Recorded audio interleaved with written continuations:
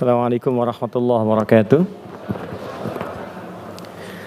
Alhamdulillah, salatu wassalamu ala rasulillah wa ala alihi wa sahbihi wa man walah wa ba'du. Saudara-saudariku, alhamdulillah kita masih diberikan kesempatan untuk beraktivitas sampai dengan tanggal 12 Rajab 1441 Hijrah. Semoga sampai hari ini kita masih diberkahi oleh Allah Subhanahu wa taala, diberikan petunjuk kebaikan, dan mudah-mudahan bila pun hari ini tiba waktu kita untuk berpulang kepada Allah, semoga dalam keadaan husnul khatimah. Saya di perjalanan tadi dikabari bahwa ibunda dari salah seorang sahabat kita, Mas Baim Wong, berpulang kepada Allah Subhanahu wa taala. Kita awali dengan turut mendoakan semoga dimuliakan oleh Allah Subhanahu wa taala. Seluruh keluarga beliau diberikan kesabaran yang terbaik dan jadi asbab hidayah pada nilai-nilai kebaikan. Hidayah itu bisa banyak. Hidayah itu pertama kali disebutkan dalam Al-Quran itu mengarahkan pada amal saleh. Jadi hidayah itu bisa Islam, bisa juga semangat untuk beramal saleh, bisa petunjuk untuk sukses, jalan menuju kebahagiaan, banyak. Karena itu kalau dijama'kan bentuknya, maka kalimatnya berubah dari hidayah menjadi hudan. Di hudan itu bentuk jama' dari kata hidayah, karena hidayah sendiri memiliki makna yang beragam. Kata hudan pertama kali disebutkan dalam Al-Quran di surah kedua Al-Baqarah ayat 2 sampai dengan ayat 5 itu. Ya, dzalikal kitabu la raiba fi hudal lil muttaqin. Ketika orang takwa mendapatkan hudan, maka apa yang terjadi dengan hudan itu? Ternyata dia semakin semangat untuk ibadah. Karena itu ayat 3-nya itu menunjukkan konsistensi dan peningkatan ibadahnya. Ya, alladzina yu'minun, dia pakai fi'il mudhari. Jadi bertransformasi dari amanu menjadi yu'minun. Amanu telah beriman, tapi bagaimana dia meningkatkan imannya dan mengelola supaya tetap lebih kuat, maka berubah struktur kalimatnya dari amanu menjadi yu'minun. Kalau di bahasa Inggris itu saya sering sampaikan ada 3 padanannya: present, continuous, and future. Jadi sekarang terus berlangsung sampai kapanpun. Jadi orang kalau sudah mendapatkan hidayah dari Allah, salah satu bentuknya ada motivasi yang kuat untuk meningkatkan iman. Bagaimana cara meningkatkan iman itu? Maka turunannya dalam bentuk eksekusi ibadah. Ya, wa yuqimunas salat. Jadi mulai senang salat. Ya, jadi kalau ada orang mulai senang salat, bahkan mulai tidak ingin kehilangan sholat sunnah. Dulu fardu tertinggal biasa, sekarang kehilangan sunnah jadi gelisah. Nah, itu tanda pertama Allah mulai mencintainya dengan menanamkan hidayah pada jiwanya. Kalau sudah ada seperti itu, nanti yang pertama didapatkan kebahagiaan. Jadi kalau orang ibadah itu bukan dunia yang pertama didapatkan, tapi ketenangan hati. Ada kebahagiaan yang selama ini belum teraih. Dia nggak bisa dibeli, dia nggak bisa ditukar dengan jabatan kedudukan tertentu. Itu ketenangan. Nah, ketenangan ini yang menjadi pondasi mendapatkan nilai kesuksesan lebih. Kalau dipadukan tenang dan sukses, bahagia dan sukses, maka berubah kalimatnya menjadi falah. Falah. Kalau digenggam jadi aflah. Ya, Quran surah ke-23 ayat 1. Qad aflahal mu'minun. Orang beriman itu akan menggenggam kebahagiaan dan kesuksesan. Cara pertamanya dia mendapat bimbingan Allah. Kalau orangnya sudah mendapatkan, maka orangnya berubah menjadi muflih. Jamaknya muflihun. Maka orang yang bahagia ketika mendapat hidayah, dia senang ibadah. Dari senang itu tampil kerja baik, nyaman berhubungan, maka orang-orang ini sesungguhnya mendapatkan ridho hidayah dari Allah. Maka ayat 5-nya disebutkan lagi hidayahnya, hudan. Ulaika ala hudan min rabbihim wa ulaika humul muflihun. Ya, jadi muflihunnya disebutkan, hudannya diberikan. Dan di antara cara Allah memberikan hudan, hidayah, motivasi untuk ibadah, kesuksesan, dekat dengan Islam, bisa jadi juga jalan kedamaian, ketenangan.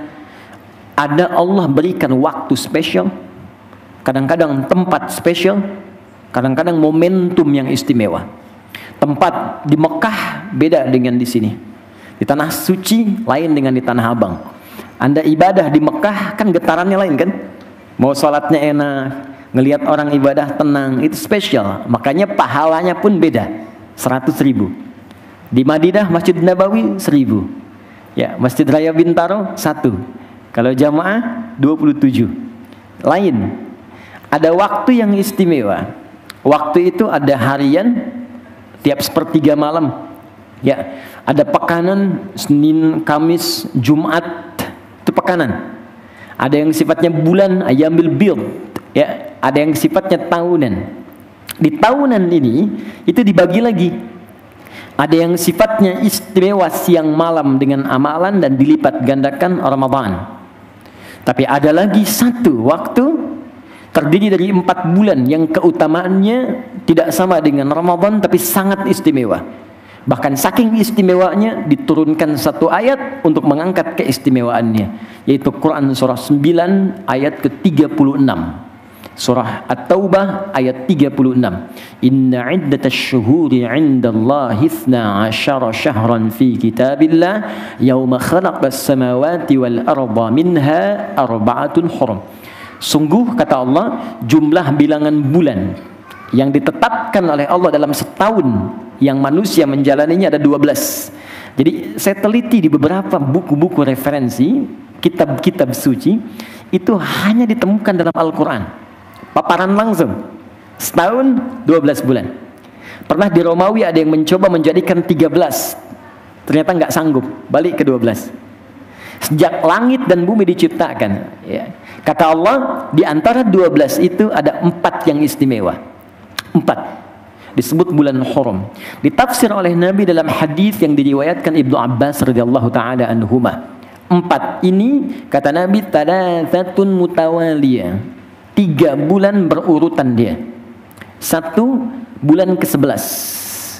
Ada yang ingat bulan ke-11? Zulqa'dah atau Zulqaidah? Yang Zulqa'dah angkat tangan. Oke, yang Zulqaidah? Baik. Baik, dua-duanya salah. Bukan Zulqa'dah, bukan Zulqaidah. Yang benar Zulqi'dah. Oke, nggak pakai O, Zulqi'dah. Oh. Ya, beda antara Qa'dah dengan Qi'dah. Tulisannya sama. Ini. Qa'dah. Oke. Jadi kalau saya katakan harakatnya fathah di atas, artinya begini. Duduk, bangun lagi. Oke? Jadi ini disebut dengan ism marrah. Jadi kata yang menunjuk sesuatu yang terjadi dengan cepat.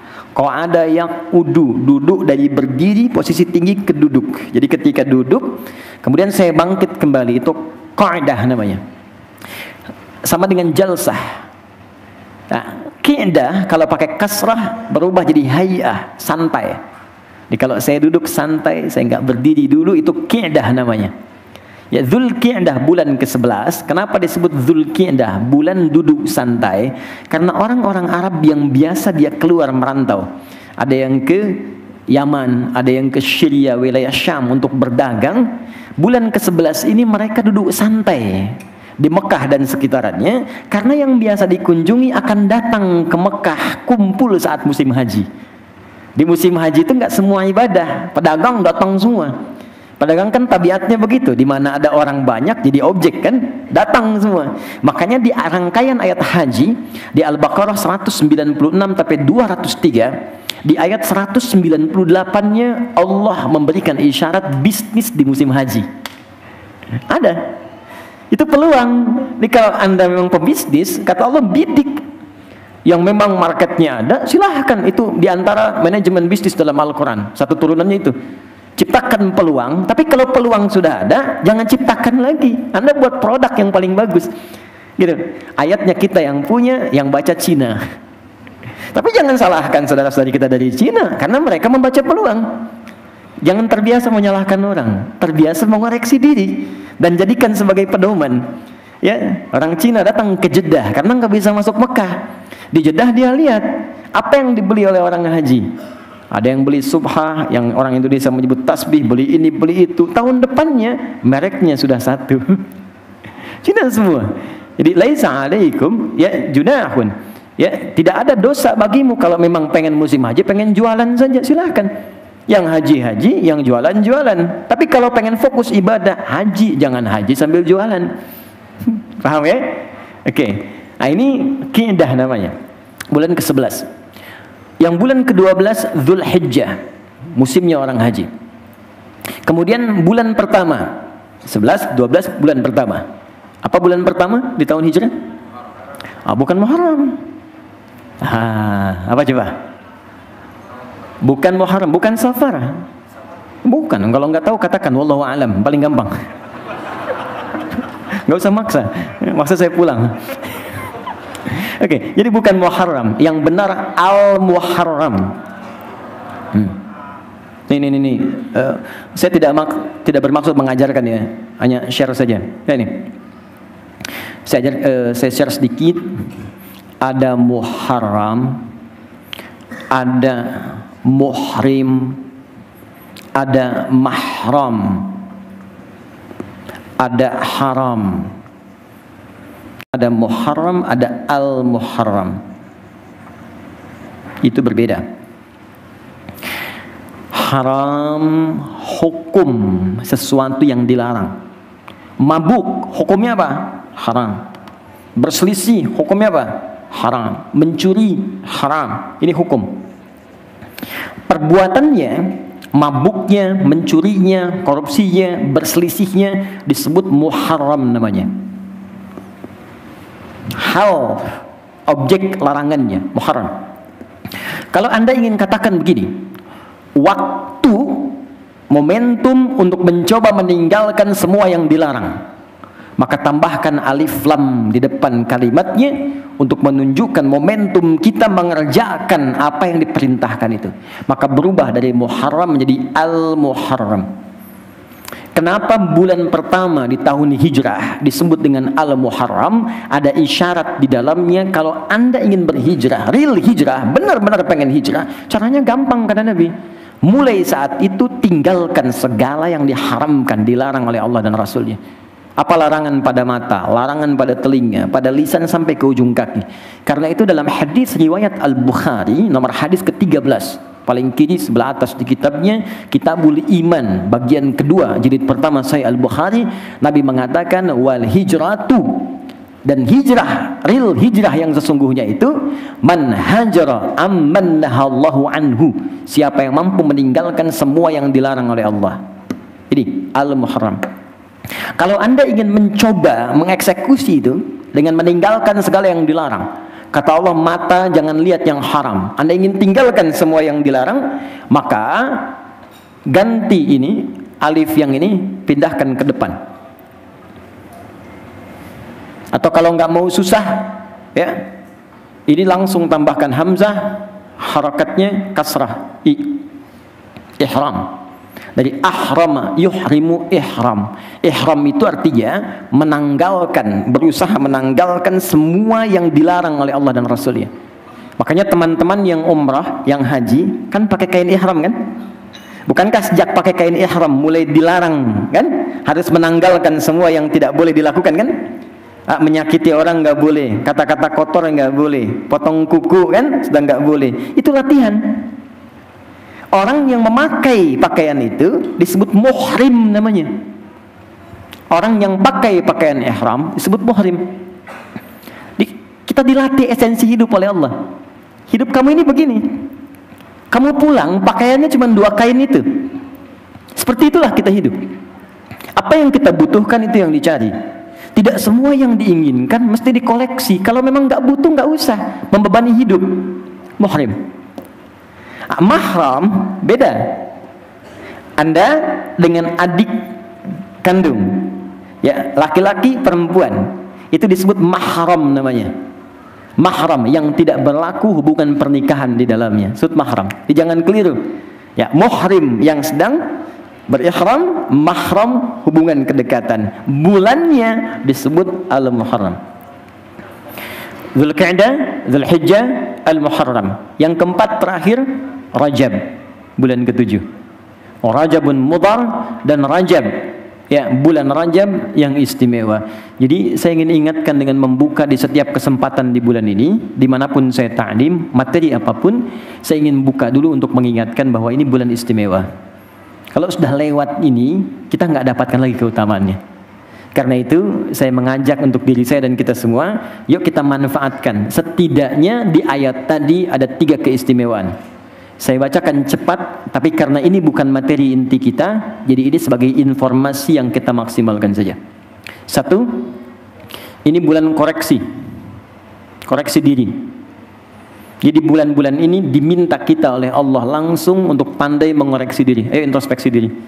Kebiasaan apa yang kurang baik yang kita kerjakan? Misal, maaf, kebiasaan mata lihat yang nggak bagus, telinga dengar yang tak baik, lisan berkata yang kurang bagus, sampai ke ujung kaki, perbaiki dulu. Karena itu ada redaksi, fala tazlimu fihinna anfusakum. Kamu koreksi dirimu. Jangan sampai kamu pandai tunjuk orang lain, kamu sendiri pun banyak yang kurang. Maka Rajab bulan mengoreksi diri. Sebelum sampai ke Ramadan kita latihan sehingga Ramadan kita sudah semangat ibadah. 2, Rajab bulan meningkatkan ibadah. Dan ketiga, Rajab bulan meninggalkan maksiat. Mengoreksi diri, tingkatkan ibadah, jauhi maksiat. Saya cuma infokan saja, orang yang sengaja bermaksiat di bulan Rajab itu dosanya 2 kali lipat di hari biasa. 2 kali lipat. Seperti orang yang sengaja beribadah meningkatkan di bulan Rajab, misalnya dia tingkatkan sholatnya, sholat sunnahnya perbanyak, tingkatkan bacaan Qurannya, maka pahalanya pun 2 kali lipat dari hari biasa. Itu keterangan sahabat Ibnu Abbas radhiyallahu taala anhuma. Cuma saya ingatkan, kalaupun ingin meningkatkan ibadah, hati-hati jangan bersandar pada hadis yang palsu, karena yang sahih banyak. Jadi ingat, jangan salahkan ibadahnya. Ibadahnya benar, cuma yang palsunya itu yang ditinggalkan. Jelas ya? Baik, nanti di diskusi kita kembangkan. Sekarang kita masuk pada sesi bahasan kita dulu. Semoga dengan itu ada kaitan dengan cara kita meningkatkan ketakwaan di hadapan Allah Subhanahu wa taala. Teman-teman, mohon izin, ini akan menjadi bagian kedua dari tema pertemuan kita tentang fikih salat. Saya sudah menyelesaikan untuk bagian pertama, fikih salat dari awal sampai dengan terakhir kemudian salam. Sekarang kita akan masuk pada bagian yang keduanya. Bagian kedua kita akan bahas tentang amalan pasca salat. Ya. Saya infokan dari sekarang mumpung Anda mungkin ada yang baru bergabung juga sehingga nanti tahu apa yang akan kita bahas. Insyaallah bulan yang akan datang itu kajian penutup sebelum Ramadan. Sekaligus saya akan berikan semacam kurikulum pembahasan untuk di pertemuan-pertemuan berikutnya, sehingga sebelum Anda sampai kemari Anda tahu apa yang akan dipelajari. Bagian pertama tentang fikih salat saya sudah uraikan dari wudu sampai terakhir kemarin tahiyat tinggal salam. Kemudian yang kedua, amalan pasca salat, apa yang dikerjakan selesai salat. Dan yang terakhir sebagai tambahan, salat sunnah khususnya untuk salat jenazah, satu paket. Nanti kita akan belajar bagian ketiga tentang fikih jenazah, dan saya ingin mendekati kepada realnya. Kalau real kan repot ya, kalau nyatanya kan nggak bisa gitu, nggak mungkin kalau sedang belajar. Tapi kalau mendekati, maksudnya nanti kalau sudah mau mengafani, cari kafan yang betul-betul kafan, ya. Kemudian perangkatnya harus sama persis. Ya, jadi nanti siap-siap kalau ingin jadi volunteer dari sekarang boleh daftar. Nanti siapa yang bagian nalkinkan bagaimana, cara mengafani bagaimana, nyolatkan seperti apa, sampai mengangkat ya mayit, ditempatkan di keranda, sampai dibawa jadi jenazah, dimasukkan ke lahatnya seperti apa, kita akan coba sempurnakan insyaallah. Yuk kita masuk bahasan yang kedua dari fikih salat, amalan pasca salat. Kita mulai dengan menghapus terlebih dahulu. Quran surah ke 4. An-Nisa ayat 103. Quran surah keempat ayat 103. Terima kasih Mas. Sebentar. Quran surah keempat ayat 103. Oke? Paling kanan di pertengahan di mushaf, fa idza qadaytumus salata, jika Anda telah tuntas mengerjakan salat, selesai. Maka amal apa yang dikerjakan? Fadhkurullaha, maka bergegaslah untuk berzikir kepada Allah Subhanahu wa taala. Jadi di ayat ini disebutkan amalan pasca salat itu zikir namanya. Ya. Apa amalannya? Zikir langsung, bahkan perintahnya menggunakan fa, fadhkurullaha, fa harfu atfin, ya, rabitin baina syai'aini bila hudud, huruf yang menggabungkan dua peristiwa berlangsung cepat tanpa jeda. Peristiwa pertama salat, peristiwa kedua zikir. Antara salat dengan zikir itu cepat seketika. Begitu selesai salat, kapan tanda selesai salat itu dimulai? Salam. Dibuka dengan takbir, ditutup dengan salam. Begitu selesai salam, assalamualaikum warahmatullah, assalamualaikum warahmatullah, selesai, maka seketika amalan berikutnya zikir. Jelas dulu sampai sini? Baik. Sekarang pertanyaannya, zikir itu apa? Oke. Bentuknya seperti apa? Nah, kita tanyakan sekarang, kita diperintahkan oleh Allah berzikir. Sekarang kita balikan, ya Allah, bagaimana caranya saya berzikir? Zikir adalah setiap aktivitas, pekerjaan yang mampu mengingatkan kita dengan Allah Subhanahu wa taala. Di setiap pekerjaan yang membuat kita ingat dengan Allah, itu disebut dengan zikir namanya. Jenisnya banyak. Misal, ada yang bentuknya kalimat thayyibah, kata-kata baik, ya, pujian, tasbih, tahmid, takbir, ya, itu dituliskan kalimat thayyibah, ya. Dalilnya Quran surah kedua ayat 152. Detailnya Quran surah ke-17 ayat 110 misal. Quran surah kedua ayat 152, paling kanan sebelah bawah di mushaf standar. Fadhkuruni adzkurkum. Fadhkuruni, zikirlah, sebut nama saya, kata Allah. Sebut. Adzkurkum, orang yang sering menyebut saya, sering berzikir kepada saya, adzkurkum, aku pun akan menyebut-nyebut dia. Ya, awas, beda antara kita menyebut Allah dengan Allah menyebut kita, itu lain. Maknanya lain. Kalau kita menyebut Allah, maka kita memanggil Allah dengan kalimat thayyibah. Jenisnya bisa apa? Bisa langsung dengan kalimat Allah. Ya Allah, Ya Rahman, Al-Asma'ul Husna. Atau disandingkan dengan sifat Allahu Akbar, Alhamdulillah, Subhanallah. Yang dipanggil Allah disandingkan dengan nama-nama baik.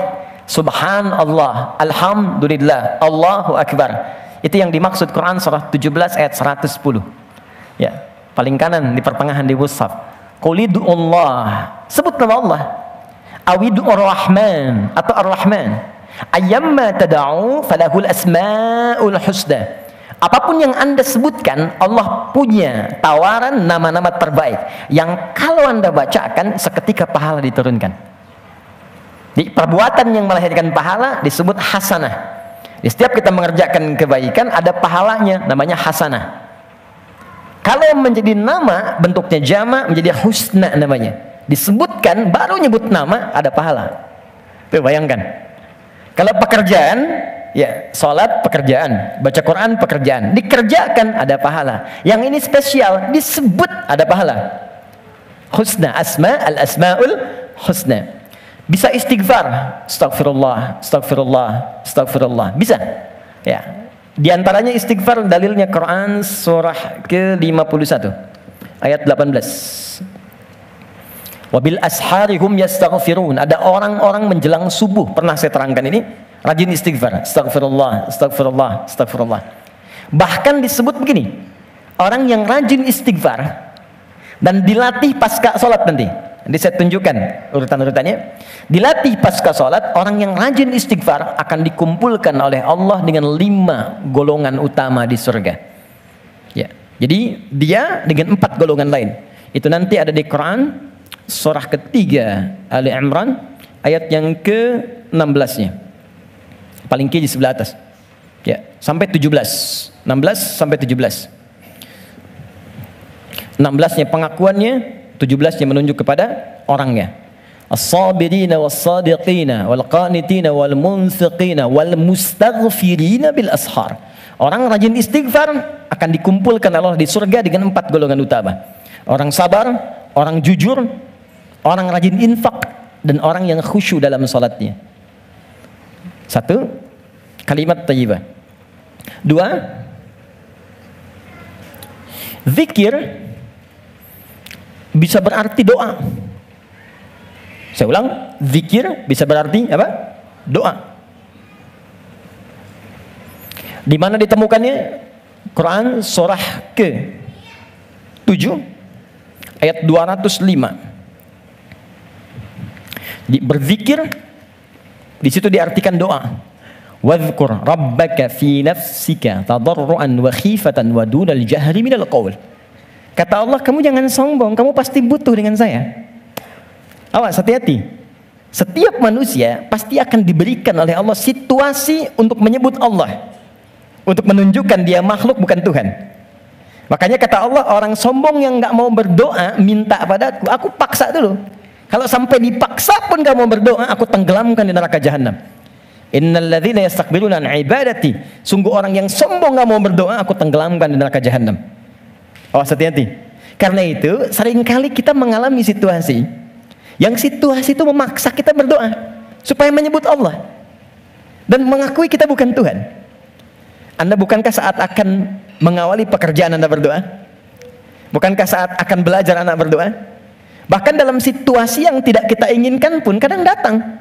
Maaf, ujian dalam pekerjaan, tiba-tiba kita ikut tender, kemudian orang lain yang ambil. Ya, ada sakit. Sekarang bahkan ada virus yang COVID-19, kita sama-sama berdoa ya. Mudah-mudahan diringankan, ya, dibantu merintah kita untuk bisa menangani dengan baik. Kemudian juga kita doakan terutama saudara-saudari kita di Korea, di Jepang, di Wuhan dan sebagainya. Saya dapat kiriman berita dari beberapa hari ini dari Korea, khususnya dari Jepang. Teman-teman, untuk Jumatan saja, jangankan seperti kita sekarang kumpul, sholat 5 waktu aja udah nggak bisa pakai di masjid sekarang. Karena khawatir gitu. Jadi kita bantu dengan doa. Tapi yang paling menarik begini, dengan ini di antara hikmah sekian banyak itu salah satunya kita tuh diarahkan untuk menyebut Allah. Bahkan ayo dipaksa sampai ke situasi yang sangat rumit gitu. Cari ini belum ketemu, ini belum ketemu. Jadi rumus di Al-Quran tuh gini, kalau semua di kalangan makhluk tidak ketemu solusinya, artinya kita cepat diminta untuk bersandar pada Sang Khalik. Naik dulu ke atas, mohon dulu. Nah, kalau dengan situasi itu pun belum mampu menyebut nama Allah, Anda dikasih sakit sampai sakit parah belum menyebut Allah juga, perlu diberi apa lagi? Nah, jadi ini gambaran yang kedua, bisa jadi doa, ya, doa itu disebut dengan zikir. Wadhkur rabbaka fi nafsika, sebut nama Rabbmu, minta sama Allah. Ya, sebut dalam jiwamu dengan khusyuk. Doa disebut dengan zikir. 3, saya cepat. Zikir bisa berarti baca Al-Quran. Di saat Anda membaca Al-Quran, Anda sedang berzikir kepada Allah. Ya. Masih ingat tadi di awal? Zikir, amalan yang membuat kita ingat kepada Allah, sehingga kita merasa lebih dekat. Karena itu, mohon maaf ya, bukankah Anda ketika berdoa merasa dekat dengan Allah? Bukankah ketika baca Al-Quran merasa lebih dekat dengan Allah? Maka membaca Al-Quran, baca Al-Quran itu juga termasuk bagian dari zikir. Dalilnya Quran surah ke-15 ayat 9. Al-Quran disebut oleh Allah dengan zikir. Inna nahnu nazzalna dzikra wa inna lahu lahafizun. Kami yang telah turunkan Al-Quran sebagai zikir, yang kalau Anda bacakan, Anda menjadi ingat dengan Allah. Wa inna lahu lahafizun, dan kami janjikan kami yang menjaganya, tak akan berubah sampai kalian pulang kepada Allah. Itu nyata. Maaf ya, kalau Anda ingin buktikan kebenaran Al-Quran, silahkan bandingkan dengan buku-buku bacaan sekitarannya atau kitab-kitab yang lainnya. Maka di situ kita akan terdorong untuk meyakini ini memang bukan buatan manusia. Salah satunya kata Allah, saya akan jaga, enggak akan berubah hurufnya, kalimatnya, lafadznya dari sejak diturunkan sampai berpulang kita kepada Allah. Tunjukkan pada saya, apakah alif lam mim pernah mengalami perubahan ejaan atau bahasa dari 15 abad yang lalu sampai sekarang? Yuk, 4, secepat dulu. Kalau ini membaca, sekarang menghafal, mengulang. Ya, menyampaikan hafalan, mengulang hafalan, disebut juga dengan zikir. Jangan terfikir Al-Baqarah dulu ya, karena ini nanti amalan pasca sholat. Nanti ada ayat-ayat Al-Quran yang memang kita hafal, bisa kita baca. Ya, misal yang baru belajar berkata, ya, berkata bahasa Arabnya qala, kul itu berkata, ya, kul huwallahu, kul a'udzu birabbil falaq, kul a'udzu birabbin nas, ya. Baik. Itu kan bagian dari hafalan ketika dibacakan. Hafalan disebut zikir. Dalil Al-Quran surah ke-54 ayat 17, ayat 22, ayat 32, ayat 40. Wa laqad yassarnal Qur'ana lidzikr. Agak cepat. 5. Salat. Saya mau tanya sebentar, ada enggak setelah salat fardu salat lagi? Ada? Ada kan? Salat apa namanya? Salat sunnah kan? Salat pun disebut dengan zikir. Cuman salat apa yang dikerjakan setelah salat? Tapi nama umum salat itu zikir. Karena dengan salat kita menjadi ingat dengan Allah. Dalilnya Quran surah ke-20 ayat ke-14. Salat. Quran surah 14, surah 20 maaf, Toha ayat 14. Innani anallahu la ilaha illa ana fa'budni wa aqimis salata li dzikri. Teruskan. 6. Allahu akbar. Ta'lim, ada kajian, ada seperti sekarang, ada muhadharah, ada ta'lim, ada pengajian, ya, kemudian musafahah, berinteraksi dengan teman, bersalaman, ya, itu bagian dari zikir. Bagian dari zikir, nama umum dari zikir ada di Quran surah ketiga ayat 190 sampai 191 ya, khususnya di ayat 191 ya. Kegiatan sosial yang mengingatkan kita dengan Allah, yang menjadikan kita ingat Allah. Bisa jadi di sini ta'lim, bisa jadi interaksi sosial dengan masyarakat, musafah itu saling salaman. Ya, saling sapa, saling tegur, saling memberi solusi. Quran surah 3 Ali Imran ayat 191. Alladzina yadhkuruna Allaha qiyaman wa qu'udan wa 'ala junubihim. Ada orang yang rajin zikir baik sedang berdiri, duduk ataupun dia berbaring. Ini kalimat umum dan ditafsirkan nanti di hadis-hadis Nabi sallallahu alaihi wasallam dengan tafsiran yang sangat luas, di antaranya apa yang saya sebutkan ini. Nanti dalilnya kita turunkan. Masih ingat tadi amalan pasca sholat apa? Zikir.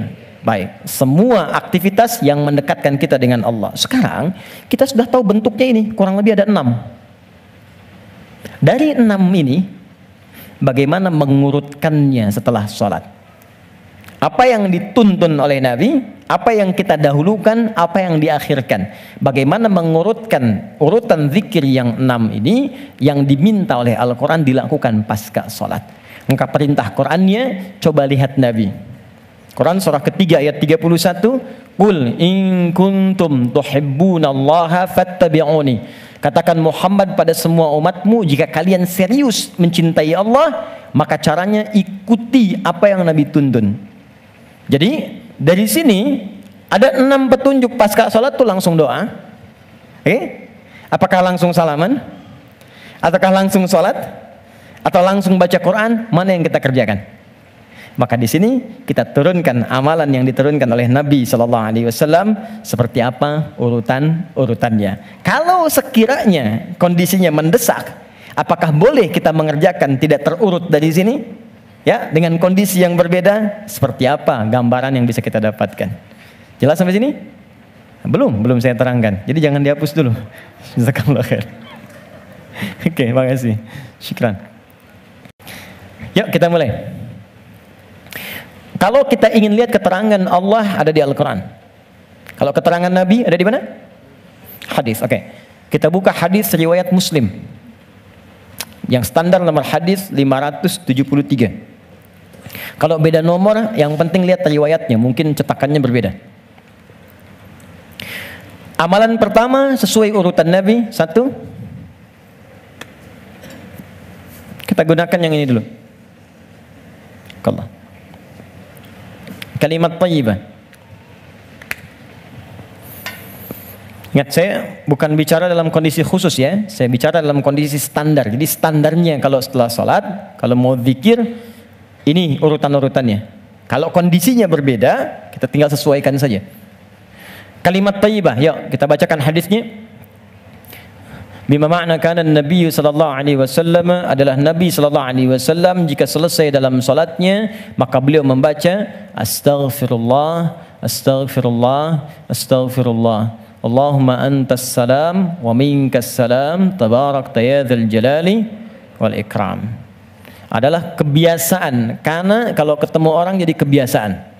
Ya, karena Nabi sallallahu alaihi wasallam adalah kebiasaan Nabi sallallahu alaihi wasallam setelah selesai mengerjakan salat, maka beliau berzikir mengucapkan astaghfirullah, astaghfirullah, astaghfirullah.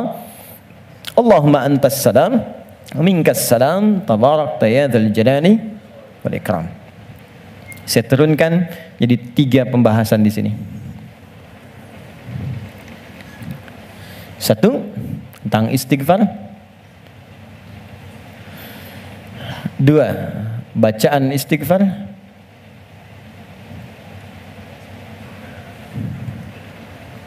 3 cara istighfar. Oke.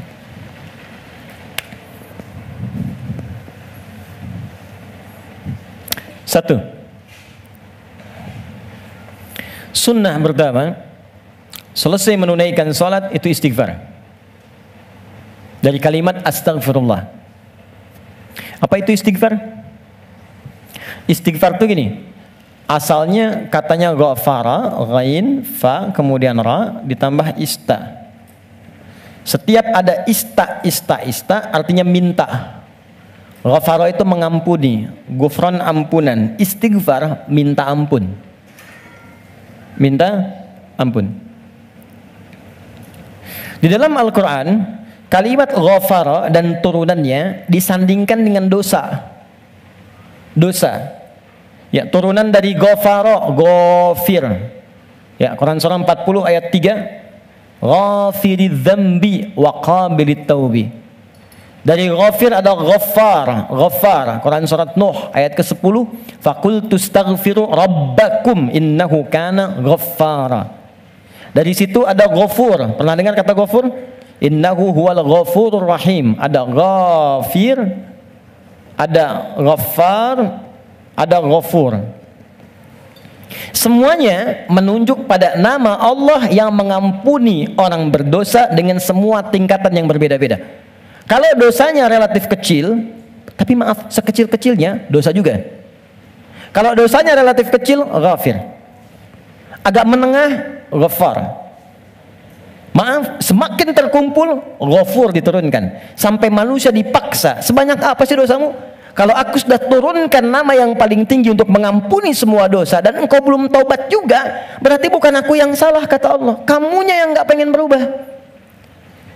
Jadi, teman-teman, mohon maaf ya, justru nama-nama ini menunjukkan kepada kita Allah membuka jalan, peluang pada setiap orang untuk berubah jadi baik. Nggak ada manusia yang sempurna. Fala tuzakku anfusakum, kata Allah, jangan merasa diri paling baik, jangan merasa paling suci. Semua orang pasti pernah punya salah. Saya pun mungkin sekarang kelihatan bagusnya aja karena aibnya nggak dibuka. Kalau dibuka mungkin Anda katakan nih ternyata Ustadz ini buruk juga. Ustadz ini kotor juga. Ini peluang dalam Al-Quran menawarkan, ayo berubah jadi baik. Semua orang pasti pernah punya masa lalu yang kelam. Tapi orang hebat itu yang bisa merubah yang kelam menjadi lebih baik di masa datang. Karena itu orang hebat disebutkan dalam Al-Quran, orang yang ketika dia merasa salah, dia berubah menjadi saleh. Karena itu dia ambil cara untuk tobat. Karena itulah Nabi memberikan isyarat, Allah sangat mencintai pelaku maksiat yang tulus bertobat dibandingkan orang soleh yang tidak pernah merasa salah. Catat itu. Di peluang jadi baik untuk semua. Di teman-teman pun kalau ada yang ingin taklim, jangan dilihat siapa dia. Oh dia ini, dia itu. Mungkin bergabung, barangkali dia lebih soleh dari orang yang pernah datang sebelumnya. Datang, rangkul, doakan. Insya Allah jadi baik. Ini turunkan. Tapi yang paling menarik teman-teman sekalian, nah fungsi istighfar yang pertama, kita minta ampun, artinya ada dosa. Dosa apa yang terjadi pertama kali pada orang yang baru selesai sholat? Kata para ulama, jangan berpikir yang besar-besar dulu. Mungkin dosa besarnya yang pertama kali terjadi pasca sholat, dosa yang harus ditutup dengan istighfar itu, dosa kurang khusyuk dalam sholat. Waktu diminta sholat khusyuk kan? Kata Allah suruh khusyuk kan? Wasta'inu bisabri wassalah wa innaha lakabiratun illa 'alal khasyin. Ayo salat, salat yang khusyuk. Hafidhu 'ala salawati wa salatil wusta wa qumu lillahi qanitin. Quran surah kedua ayat 238. Kata Allah kalau kamu salat yang khusyuk ya. Tapi berapa banyak dari sekian salat yang khusyuk? Bahkan baru takbir sudah kurang khusyuk. Allahu akbar, katanya Allah yang akbar. Katanya Allah yang besar. Tapi kok tiba-tiba pekerjaan jadi besar? Update status jadi besar. Ya, media sosial jadi besar, kendaraan jadi besar. Allahu akbar ingat mobil, Allahu akbar ingat IG, Allahu akbar ingat Facebook. Berarti kan sudah keluar dari konten kekhusyuan, kan? Nah, kita bisa tutupi. Jadi yang kurang-kurang dalam salat itu, salah satunya diampuni oleh Allah kekurangan itu dengan istighfar. Jadi istighfar yang pertama kita lakukan bisa menutup kekurangan-kekurangan dalam salat yang kita kerjakan. Jadi kalau ada yang kurang khusyuk dalam salat, selesai itu dengan istighfar kita. Astagfirullah, astagfirullah, astagfirullah. Paham sampai sini? Oke, satu. Dua, bagaimana bacaannya?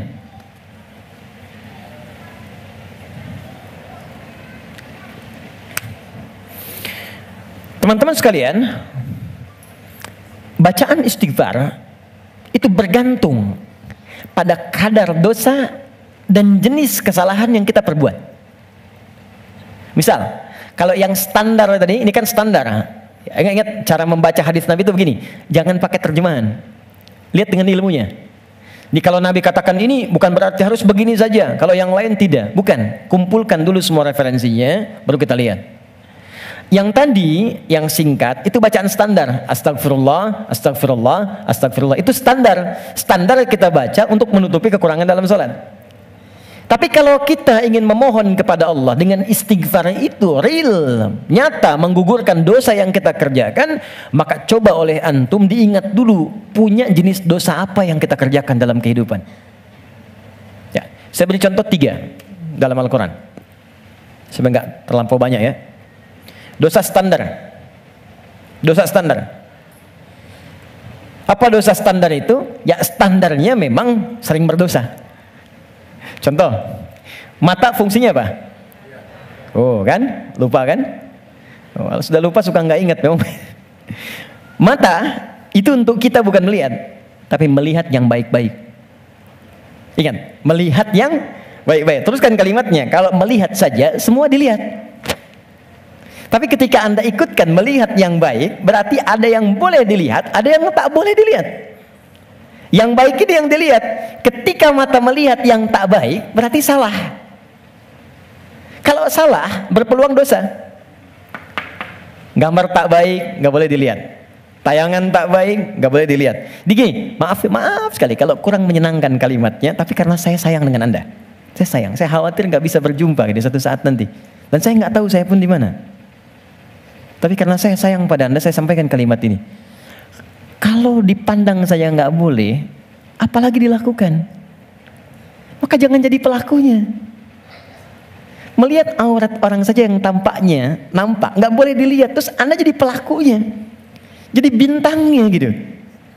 Maka berapa banyak dosa Anda kumpulkan dari situ? Jadi ketika mata saja, ini kan mata peluang melihat yang tak baiknya banyak. Ya, Anda keluar dari sini, Videotron muncul.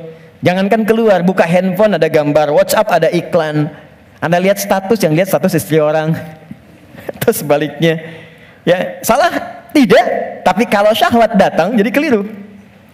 Salah bicara, coba tunjukkan pada saya. Sampai jam sekarang saja, teman-teman, jam 11 ini, berapa kali mata salah lihat? Telinga salah dengar, pikiran salah menangkap, lisan salah bicara, sampai ujung kaki. Maka untuk menutup itu ada zikir standar yang kalau dibacakan kita memohon kepada Allah, lisan yang salah tempat, mata yang salah tempat, telinga yang salah fungsi bisa ditutup oleh Allah dosa-dosanya. Salah menempatkan sesuatu disebut dengan zalim namanya. Zalim itu keliru menempatkan sesuatu bukan pada tempatnya. Gelas untuk minum, gayung untuk mandi. Ada orang mandi pakai gelas, minum pakai gayung. Zalim.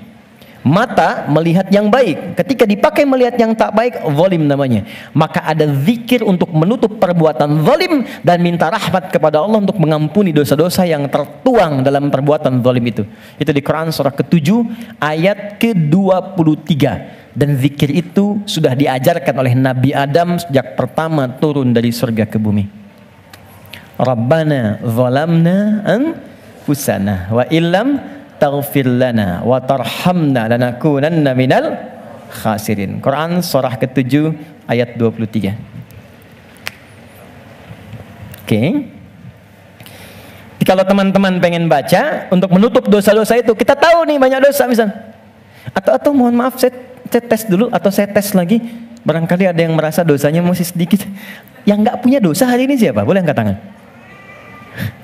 Oke, yang sedikit, yang banyak. Kayak saking banyaknya kita sulit angkat kan? Karena merasa ada, karena standar. Ini apalagi sekarang peluangnya banyak tuh. Saya barusan protes tuh di pagi tadi. Saya mengingatkan pada media-media, kenapa sih sekarang banyak menampilkan yang buruk-buruk tayangannya? Sehingga jadi tutorial maksiat gitu. Sekarang maksiat tuh ada tutorialnya. Coba. Allahu Akbar, saya di jalan aja mau ke sini, buka berita isinya pembunuhan, perampokan, gini itu, apa nggak ada yang baik-baik diberitakan? Orang itu kan apa yang diberitakan, pasti itu yang dilihat. Jadi kalau Anda membuat tayangan bagus punya dilihat juga. Jadi kalau bisa bikin yang soleh, kenapa membuat yang salah? Kalau bisa membuat yang baik, ya teman-teman nih ya, misal Anda nih ikut project, bekerja di situ. Jadi kalau Anda semuanya kompak kerjakan yang baik, ya kan ikut kok semuanya. Siapa mau mainkan yang buruk-buruk? Jadi kalau kita bisa mengerjakan yang mulia, kenapa harus mencari sesuatu yang tidak baik? Nah, sekarang kita sendiri ketika mengerjakan diingat, ini baru hari ini, belum sebelumnya. Di begitu kita ingat, kita ingin tutupi, mohon izin, saya mungkin kalimatnya kurang menyenangkan. Setiap kita akan yakin akan meninggal, pasti akan wafat, pasti. Teman-teman pernah ingat nggak? Kita mengaji dari tahun berapa? Sampai sekarang. Coba hitung satu-satu di antara kita. Apakah ada yang selama kita awal mengaji masih ada orangnya sekarang? Mungkin sebagian sudah nggak ada. Mungkin kita sholatkan sama-sama bahkan. Atau kalau bukan dia, kerabatnya yang pulang duluan. Dan kita akan menyusul. Dan kita yakin suatu saat kita akan disolat, kita akan pulang. Nah sekarang kita yakin kita akan wafat, tapi kita nggak punya bekal untuk pulang. Anda mudik bulan Ramadan aja ke Idul Fitri, Anda nggak punya bekal, kan nggak berani mudik Anda. Kata Pak nggak mudik Pak, nggak ada bekal. Sekarang kita mau kembali kepada Allah dan Anda merasa, saya merasa, kita merasa kurang bekal. Bagaimana cara kita pulang? Maka yang standar tadi kita perbaiki. Maaf ya, maaf. Kan tidak ada aibnya kita istighfar. Jadi baik itu salahnya apa sih? Mata kan sama-sama melihat juga. Telinga sama dengar juga. Jadi kalau kita bisa mendengar yang baik, kenapa harus mengerjakan yang tidak baik? Maka kita koreksi. Kita bacakan, Rabbana zalamna anfusana. Ya Allah, kami selama ini salah. Anfus itu diri. Saya salah menempatkan tubuh saya. Saya mengakui mata saya salah lihat. Saya mengakui telinga saya salah dengar. Sampai ke kaki saya, ya Allah, saya mengakui itu semua. Wa illam taghfir lana ghafar. Dan saya mohon ya Allah, kalau Kau nggak ampuni dosaku ini saat ini, wa tarhamna, nggak rahmati aku, nggak sayangi aku dengan ampunan-Mu, lanakunanna minal khasirin. Aku takut kalau pulang aku rugi. Aku takut kalau wafat sekarang dosaku masih banyak. Itu minta. Ini yang pertama. Maka dari itu, Anda boleh bacakan itu. Kalau standar tadi, astagfirullah, astagfirullah, astagfirullah. Jadi yang dimaksud baca astagfirullah itu yang standar untuk menutup yang salat. Jadi kalau Anda sudah bacakan itu astagfirullah, astagfirullah, astagfirullah, kemudian Anda ingin spesifik mengoreksi diri Anda, Rabbana zalamna anfusana wa illam taghfir lana wa tarhamna lanakunanna minal khasirin. Paham? Satu. Dua, saya beri contoh yang lain.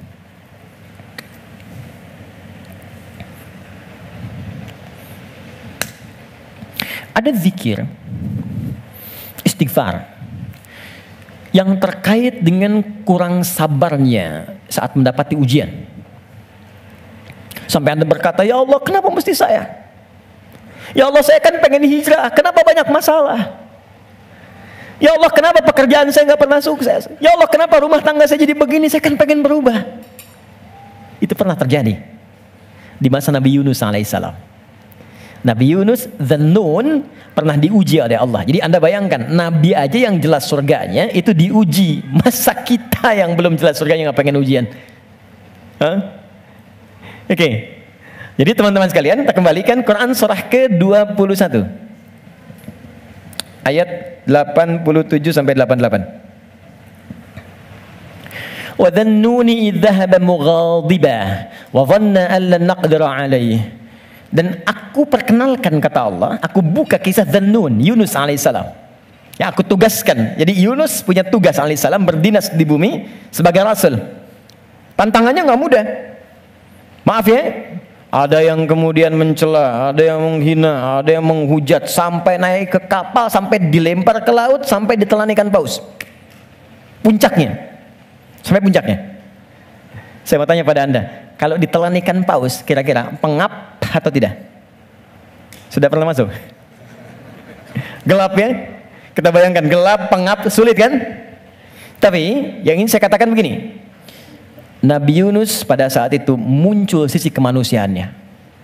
Keluar kalimat begini, ya Allah, kapan Kau tolong saya? Tuh.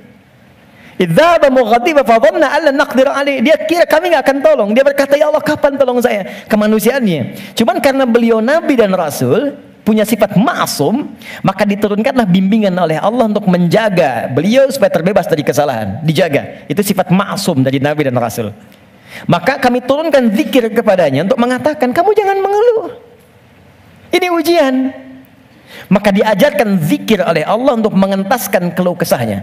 Setelah keluh kesah hilang, maka semua kenikmatan didatangkan kepadanya. Tapi yang paling menarik, di ujung ayatnya ditutup, akan ada orang beriman melakukan keluhan yang sama di masa depan. Walaupun nggak masuk ke perut ikan paus. Makanya kalimat Allah ketika membebaskan Nabi Yunus dari perut ikan paus setelah berzikir itu, kalimatnya fastajabna lahu fanajjainahu minal ghamb. Kami cepat jawab doanya, jadi begitu berzikir dikabulkan oleh Allah, ditutup semua dosa-dosanya. Dosa mengeluh ditutup, dosa seakan menyalahkan Allah ditutup. Ketika ditutup, kami selamatkan dari kesulitannya, kami limpahkan rezeki yang pernah dirasakan oleh ia sebelumnya, bahkan lebih. Tapi belum selesai ayatnya. Wa kadzalika nunjil mu'minin. Demikian pula kalau ada orang beriman tanpa batas di masa depan, umat siapapun ia, mengeluhkan peristiwa serupa, kalau dia melakukan zikirnya, aku lepaskan dari kesulitan yang menghimpit, aku berikan kebahagiaan tanpa batas. Saya tanya pada Anda, pernah nggak ada yang mengeluhkan ujian Allah dalam pekerjaan misalnya? Di rumah tangga, ya Allah kenapa mesti saya? Ya Allah why me? Kata Allah why not? Ya Allah kapan ini berakhir? Sebentar lagi. Ya Allah, ya Allah, ya Allah kenapa saya? Ya Allah saya kan pengen baik. Udah pengen hijrah bagus, datang ke masjid tampilan bagus, sendal paling bagus, pulang hilang sendal. Ya, ada aja gitu kan? Dan kita menuntut. Ya kata Allah tuh, kamu ini bagaimana? Nabi dulu aja diuji. Tapi Allah turunkan zikir untuk menghilangkan itu semua. Sebelum sampai pada zikirnya, teman-teman sekalian, Allah turunkan standar menghadapi ujian semacam ini. Ini pernah saya sampaikan sebelumnya. Jadi untuk menguatkan teman-teman dan saya serta kita semua, di standar ujian itu begini. Dan banyak, kata Allah, gagal melewati ujian itu bukan karena kurang pintar, tapi nggak belajar cara melewatinya. Saya bikin persamaan sebentar ya. Di situ aja, nggak apa, nggak. Saya tahu mana yang saya harus dihapus. Mana coba? Nah, saya tunjukin. Antum di situ dulu, lihat dulu. Ya, saya tunjukin ya. Bismillah. Karena antum yang orang pertama saya tes nanti. Insya Allah. Yang ini dulu. Ini tidak. Jazakallah khair. Kalau mau dipegang, boleh. Pegang dulu aja. Lihat sini. Saya bikin persamaan begini. Saya tanya dulu. Mau masuk surga? Masya Allah. Alhamdulillah. Surga. Punya persamaan. Mau dekat dengan Allah? Alhamdulillah. Masya Allah. Dekat dengan Allah.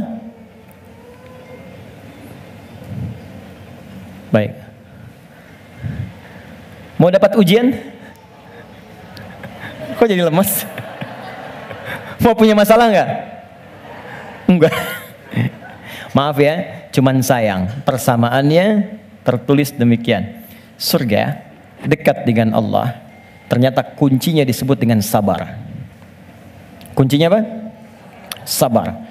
Ketika seorang masuk surga, maka kalimat pertama dari malaikat ucapannya selamat karena Anda punya kunci sabar untuk masuk ke sini.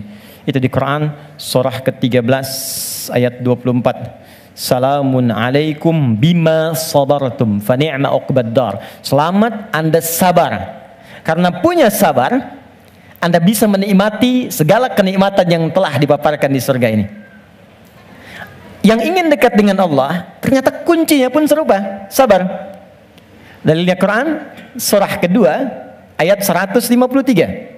Innallaha ma'as sabirin. Allah bersama orang-orang sabar. Di saya membuat persamaan begini. Surga sama dengan dekat dengan Allah sama dengan sabar. Sekarang persamaan sabar dalam Al-Quran, sabar bersanding lurus dengan ujian, dengan masalah. Ujian, masalah. Dalilnya Quran surah kedua ayat 155 paling kiri sebelah atas. Walanabluwannakum bisyai. Kami akan uji siapapun yang hidup. Jadi sepanjang hidup pasti akan mengalami ujian. Kalau persamaan berikutnya, ujian sama dengan hidup. Jadi kalau kita baca persamaan secara terbalik, orang hidup pasti mendapat ujian. Persamaan terbaliknya, orang yang tidak ingin dapat ujian sama dengan tidak ingin hidup. Nah, sekarang saya tanya lagi, siapa yang tidak ingin punya masalah? Boleh angkat tangan? Terus Anda maunya apa? Oke, sekarang lihat kembali. Fokus baik-baik. Lihat sini. Jadi setiap orang hidup pasti diuji. Kalau nggak hidup, baru nggak dapat ujian. Sepanjang hidup itu pasti ada masalah. Anda berpikir nggak pengen punya masalah pun itu sebetulnya masalah. Setiap kita pasti punya masalah. Saya pun di sini sedang menghadapi masalah. Seperti Anda pun belajar dengan saya sedang menggali persoalan. Nah sekarang saya keluarkan persamaan ini. Di matematika kan begini kan, A sama dengan B sama dengan C sama dengan D. Maka A sama dengan B, A sama dengan C kan? B juga sama dengan C, C sama dengan D. Kita turunkan ini. Surga sama dengan dekat dengan Allah, sama dengan sabar, sama dengan ujian. Maka kalau kita turunkan, orang yang mau pengen ke surga sama dengan ujian. Pengen dekat dengan Allah sama dengan ujian. Pengen sabar sama dengan ujian. Jadi kalau Anda ingin mendapatkan surga, pasti dapat ujian. Karena surga itu kunci untuk mendapatkan nikmat Allah. Dan untuk mendapat nikmat Allah, sabar. Untuk sabar ada ujian. Jadi ujian itu kunci untuk ke surga. Ujian itu kunci untuk dekat dengan Allah. Ini makanya berbahagialah ketika sedang punya masalah. Artinya itu mendekatkan Anda untuk dekat dengan Allah. Coba ibu kalau nggak diuji dengan perilaku suami yang kurang menyenangkan, ibu nggak akan mungkin nikmat tahajud malam hari minta sampai berderai air mata. Kenapa jadi ketawa? Antum kalau nggak diuji dengan ujian pekerjaan, nggak akan nikmat antum puasa. Bukankah tahajud datang saat pekerjaan mulai macet? Saat akhir bulan uang belanja belum keluar? Baru kan mulai ya Allah. Terus puasa, terus baca Quran. Di kadang-kadang ujian itu muncul supaya kita bisa menikmati kedekatan dengan Allah. Di ketika Anda mengatakan, ya Allah, aku ingin ke surga Firdaus. Baik, nih ujian. Ini masalah. Cuman supaya gampang mengatasi itu, diturunkanlah fikihnya, muncul caranya. Bagaimana supaya ringan menghadapi ini? Jadi bukan gelar yang dibutuhkan di sini, pelajaran. Anda nggak belajar, nggak lulus ujian. Sekarang ini ada ujian kehidupan, nggak dipelajari, status Anda setinggi apapun gagal. Bagaimana rumusnya? Sebelum kita ke kalimat yang kita akan bacakan, maka turunan-turunan di Al-Quran. Ada 3 rumus. Pertama, kalau Anda sedang menghadapi masalah, kalau tidak ingin rumit, baik di kantor, di rumah, dimanapun, pertama kata Allah berlaku Quran surah kedua ayat 286. La yukallifullahu nafsan illa. Ini nih rumusnya. Prinsip pertama, tolong tanamkan dalam jiwa kita. Mustahil Allah menguji seorang hamba di luar batas kemampuannya. Kalau kita bahasakan ini ke dalam bahasa psikologi, itu akan menenangkan jiwa kita. Kalau Anda sedang diuji, katakan kata Al-Quran, bisa, mampu. Karena mustahil Allah menguji kalau Anda nggak mampu. Teman-teman maaf ya, yang mampu itu Anda, bukan saya. Ketika Anda punya masalah sebesar apapun sekarang, Anda mampu, saya tidak. Karena itu Anda yang diuji, bukan saya. Allah menilai Anda mampu. Kenapa Anda pesimis? Allah menciptakan kita mengatakan Anda mampu. Kenapa kita yang diciptakan pesimis? Nikmati saja, katakan pasti bisa. Mampu saya. Kita yang punya ayatnya, orang Jepang yang praktekan. Bahkan dia bikin benteng Takeshi. Kamu bisa, kamu bisa, kamu bisa. Hanya untuk menaklukkan Takeshi. Kita punya, saya senang baca ya, senang baca dulu lihat. Nonton tidak. Cuma saya senang lihat baca apa gitu kan. Baca saya tahu. Son Goku, musuhnya Piccolo, penulisnya Suzuki Watanabe, saya tahu itu. Ya. Jadi tapi bacaan saja ya. Liverpool kalah 2-0 sama Chelsea, saya tahu nih. Nah, balik sini. Kembali ke awal tadi. Jadi ya itulah ujian. Kita mampu. Yang kedua, rumus kedua, Quran surah kedua Al-Baqarah di pertengahan ayat. Ya, yuridullahu bikumul yusra wala yuridu bikumul usra. Paling gampang al-insyirah, inna ma'al usri. Itu secara psikologis itu akan menguatkan kita. Dikata Allah, kalau engkau sedang punya masalah, katakan pada dirimu, pasti mudah. Pasti ada solusinya. Jadi kalau diri kita begitu, itu akan ringan menghadapinya. Maaf ya, dibandingkan Anda menulis status, nggak akan selesai. Ternyata kamu tidak seperti yang aku kira. Capek. Udah aja, pasti selesai, pasti bisa. Nah sekarang persoalannya, cara kita mengatasinya, ikhtiarnya bagaimana sekarang? Nah supaya kuat, maka kadang-kadang ada tindakan yang keliru. Kadang mengeluh, kadang curhat nggak jelas, kadang cerita ke orang, alih-alih kemudian kita mengadu kepada Allah, atau puncaknya malah menyalahkan Tuhan. Maka diturunkanlah oleh Allah sebuah zikir lewat lisan Nabi Yunus alaihissalam, yang kalau dibacakan seketika Allah tenangkan keadaan jiwa, dibuang keluh kesah, dan langsung diberikan jalan terbaik untuk mendapatkan nikmat yang diharapkan. Apa bentuk zikirnya? Quran surah ke-21 ayat 77-nya. Wa nada fil zulumati alla ilaha illa anta subhanaka inni kuntu minadh. Itu zikirnya. La ilaha illa anta subhanaka inni kuntu minadh zalimin. La ilaha illa anta subhanaka inni kuntu minadh zalimin. Ini umum. Bisa di jabatan mungkin kurang menyenangkan, bisa di harta benda, bisa di persoalan. Nabi Yunus kan beliau menjabat sebagai rasul, cuman dikerjai oleh orang, dilempar ke perut ikan paus sampai keluar. Bahasa Qurannya, wa kadzalika nunjil mu'minin. Kalau ada orang beriman berzikir seperti sama yang dikerjakan oleh Yunus, kami selamatkan ia seperti kami selamatkan Yunus alaihissalam. Boleh dikerjakan pasca salat. Langsung perintahnya di Al-Quran. Jadi kalau secara pribadi bacakan Rabbana zalamna anfusana, zikir terkait tadi bacakan ini. Bonusnya ada juga kan penyakit yang suka memvonis diri. Ya Allah, aku kok malah sakit begini? Kenapa mesti aku yang sering tahajud, sering puasa? Kenapa begini? Lakukan zikir Nabi Ayub alaihissalam. Bukan hanya diberikan ketenangan pada jiwa, bahkan diberikan kesembuhan. Diberikan kesembuhan. Saya berani mengatakan ini karena saya coba praktekkan di kalangan teman-teman spesifik, dan hasilnya 100%. 100%. Ini ada saudara kita yang sedang ikut karantina dari Goa. Cukup jauh, Makassar ke sana. 30 orang. Rata-rata di atas 50 tahun. 53, 57, sekian. Sekaligus pendidikan imam. Sekarang di Sukabumi. Ada di antara mereka yang matanya satu nggak ngelihat. Satu. Coba saya sampaikan pesan Al-Quran ini, saya datang, saya kunjungi ke sana, saya sampaikan, begini cara menghafal, Anda bacakan doa ini sebelum menghafal ini, setelah menghafal ini. Kalau ada hajat khusus, cari di Al-Quran. Saya tunjukkan beberapanya. Tahu apa yang terjadi?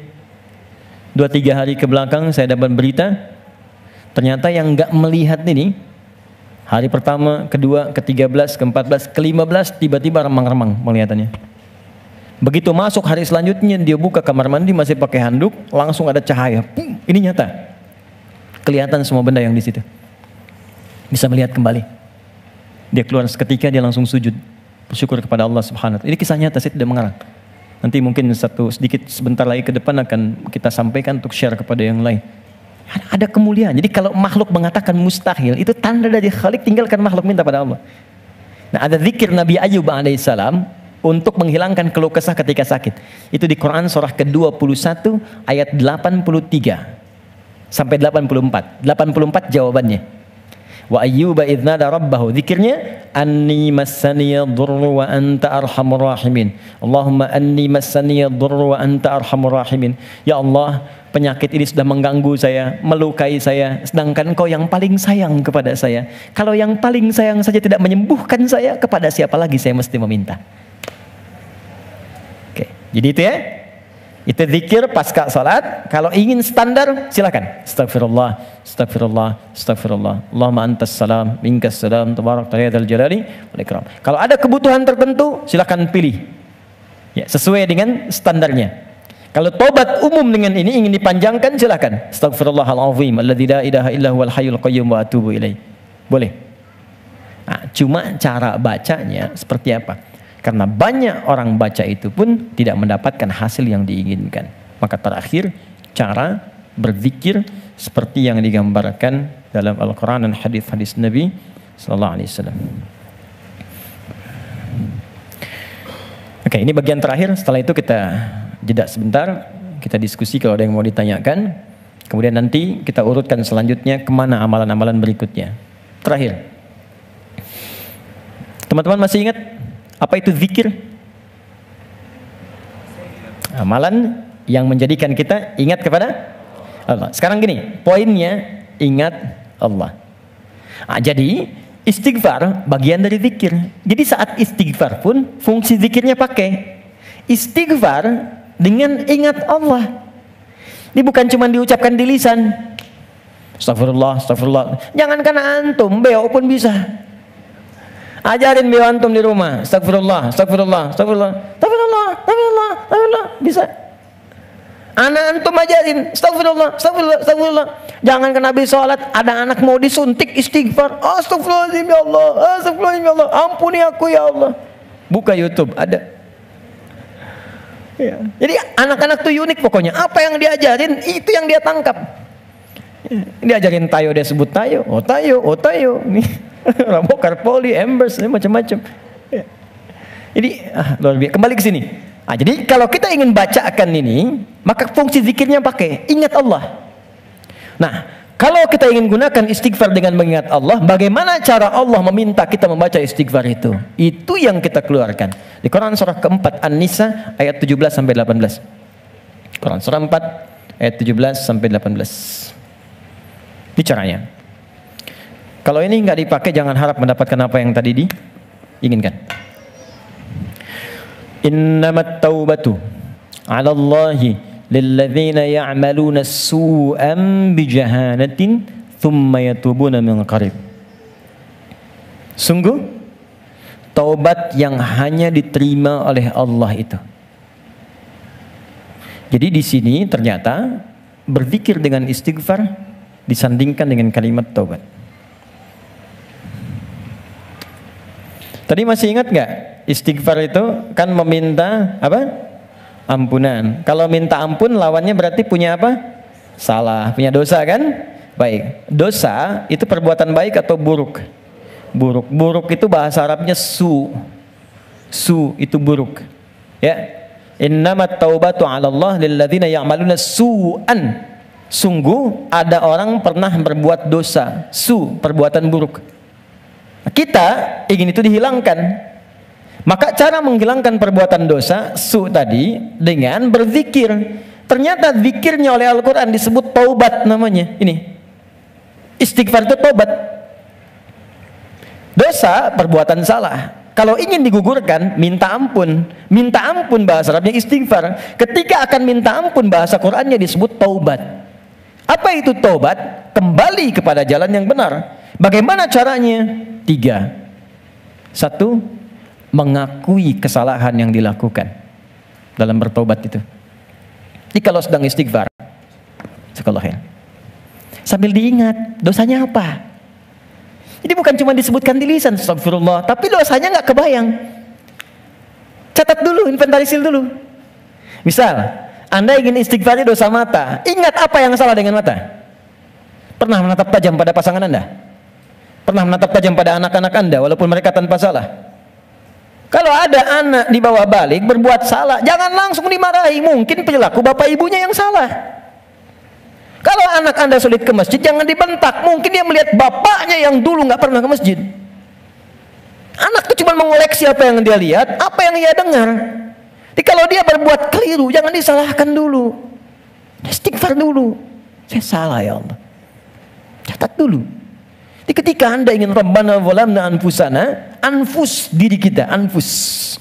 Dari ujung kepala sampai ujung kaki. Apa yang salah di mata? Apa yang salah di lisan?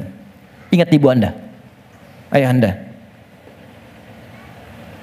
Mungkin pekerjaan yang sulit itu bukan karena Anda kurang hebat, belum selesai dengan orang tua. Ada yang salah. Anda kebayang nggak? Anak muslim, ibu belum muslim, bapak masih non muslim, masih diminta oleh Quran berbuat baik pada orang tuanya. Jadi kalaupun ada anak masuk Islam, bapak ibunya belum, itu masih diminta oleh Allah dalam urusan dunia, sayangi mereka. Dapat pekerjaan, dapat gaji, bagi mereka. Kirim makanan, kirim hadiah. Sakit, beri, carikan rumah sakit terbaik. Berikan pelayanan yang paling bagus. Even mereka non muslim. Dan minta dalam keheningan malam supaya diberi hidayah. Minta. Sekarang yang non muslim saja diminta kita berbuat baik, apalagi yang muslim. Sana berkata, mama sih, bapak. Mungkin itu yang menghambat pekerjaan itu belum berlangsung sempurna. Dengan pasangan hidup, suami ke istri, istri ke suami, ke anak, ke tetangga, itu aja dulu. Jadi begitu Anda datang istighfar, astagfirullahaladzim, ingat-ingat dosanya apa. Ingat-ingat. Itu poinnya. Jadi satu itu dulu, ditaubat mengakui kesalahan. Yang kedua menyesal. Nyesal. Kenapa saya mesti melakukan itu? Biasanya gini, biasanya kalau kita sedang nggak stabil terus marah, hati kita tuh berkata, padahal tadi nggak harus marah gitu. Kenapa saya harus seperti itu? Itu lawamah namanya. Kenapa saya harus bentak anak saya? Kenapa saya harus bentak istri saya? Kenapa harus bersikap begitu pada pasangan saya, pada suami saya? Setelah itu Anda akan merasa salah. Ya Allah, salah saya. Astagfirullah, astagfirullah, astagfirullah. Nah, bacaan istighfar disertai zikir dengan kalimat taubat ini, itu yang akan menggunjam kepada jiwa. Sehingga akan terasa energinya beda, alirannya lain. Dan sentuhan ke arusnya akan berbeda. Dibanding Anda hanya sekedar mengatakan astagfirullah, astagfirullah, Rabbana zalamna, enggak ada getarannya. Tidak. Karena itu, begitu Anda merasakan, mengatakan, mengakuinya, menyesalinya. Kata para ulama, bayangkan kalau Anda masih merasa mengerjakan itu, bayangkan seketika diwafatkan. Sesali itu, terakhir mengganti itu dengan perbuatan yang lebih baik. Ganti dengan yang baik. Akui, sesali, ganti dengan yang baik. Karena itu di Quran itu ketika ada kata taubat selalu diiringi setelahnya umumnya dengan kata aslah. Faman taba wa aslaha. Ya, taba wa aslaha wa aslaha. Orang taubat yang benar itu yang mampu mengganti perbuatan buruknya dengan yang lebih baik. Di setelah istighfar, lisannya gak kasar lagi. Alih-alih mencela, sekarang jadi kata-kata yang mulia, kata-kata cinta yang keluar. Dengan teman-teman juga begitu, mata jadi baik, telinga jadi baik sampai ke ujung kaki. Itulah tobat yang benar. Jadi kalau esensi istighfar kita mau benar, ini teman-teman gini ya, kalau ini dipraktekkan satu aja, jadi orang baik kita. Satu aja, jadi orang baik. Lalu apa yang kurang baik dalam Islam? Nggak ada, Pak. Makanya jangan sembarangan menyebut Islam. Ini sekarang banyak di luar orang bikin isu tentang Islam, cuman salah. Cara berpikirnya keliru. Sekarang kan yang disebutkan Islam semua, Islam radikal. Jadi angin membangun persepsi Islamnya memang radikal. Kalau ada yang radikal, bukan Islamnya, Muslimnya yang keliru, orangnya. Dan logika berkata begini, ini hukum logika di ilmu mantik, ilmu logika. Ini ada A misalnya, satu ajaran. Diajarkan di 1, 2, 3, 4. Ajaran di 1 jadi baik, 2 baik, 3 baik, 4 tidak baik. Maka jangan langsung disalahkan A-nya. Dilihat mungkin ini yang salah belajarnya. Jadi kalau peci Anda tidak cukup dengan kepala, jangan dipotong kepalanya. Cari ukuran peci yang sesuai. Ini poinnya. Nah sekarang ini banyak sekali orang yang salah belajar tentang Islam, sehingga keluar perilaku yang tidak baik, yang disalahkan Islamnya. Celakanya dibangun opini dengan kalimat Islamnya. ISIS misalnya. ISIS itu kan disebutkan Islamnya. Islamis, Islamis, Islamis, Islamis. Sehingga seakan-akan Islamnya buruk. Saya kemarin membuat statement begini, ya, tak kenal maka ta'aruf, bukan tak sayang, ya, ta'aruf. Jadi tidak selalu kenal mesti sayang. Ya, Anda kenal dengan istri tetangga kan tidak harus sayang, ya? Kenal ya kenal saja, tak kenal maka ta'aruf. Kenalan kan? Anda tak tahu Senayan, datang ke Senayan kan? Anda tak tahu Aviara, datang ke sini. Anda tak tahu Ustadz Fulan, datangi, dengar, lihat. Anda tak tahu Islam, masuk aja dulu. Ya masuk aja dulu ke Islam. Masuk aja, lihat. Terus ikutin sholat, ikut baca Al-Quran, ikut belajar puasa. Yakin saya, begitu masuk gak akan keluar. Kalau benar belajarnya. Kalau belum siap masuk dengan pintu syahadat, lewat belajar dengan pintu sholat. Ikut-ikutan dulu pakai jilbab. Ikut-ikutan, ikut sholat. Merasakan kenikmatannya, ikut puasa dulu. Begitu siap, masuk lewat pintu syahadatnya. Enggak siap, enggak dipaksa. Indah semuanya. Tuh, ini poinnya. Jelas ya? Oke, jadi saya ingin apa yang kita lakukan itu punya makna. Saya senang paham. Saya tidak senang hafalan. Anda menghafal tapi nggak ngerti itu. Sama dengan sindiran Al-Quran. Banyak orang sekarang sholat menghafal tapi nggak paham yang dibaca. Coba jujur, saya sering katakan kalimat ini. Dari sekian ribu kita ruku dan sujud, sekian kali sholat, berapa persen yang kita pahami dari semua bacaan sholat itu? Ya, bagaimana bisa khusyuk kalau nggak ngerti yang diungkapkan?